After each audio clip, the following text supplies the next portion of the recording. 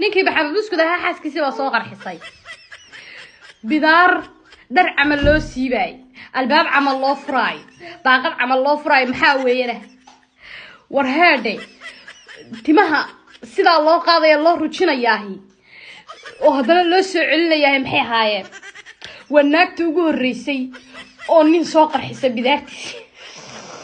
bidaar naagta ugu horeysay oo bidaar soo qarxisay weey nin intaasoo sanno bahal qarinayay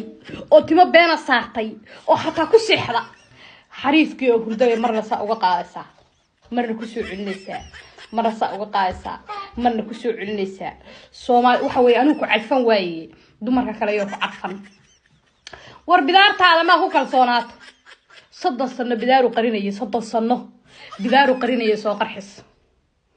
bidaar la qarxinay TikTok ugu iimaanay wixii kale inta la soo dhameeyay rag xataa bidaartii ay astureen xataa waa laga daba tagay wala soo qaawiyay inna lillahi wa inna ilaihi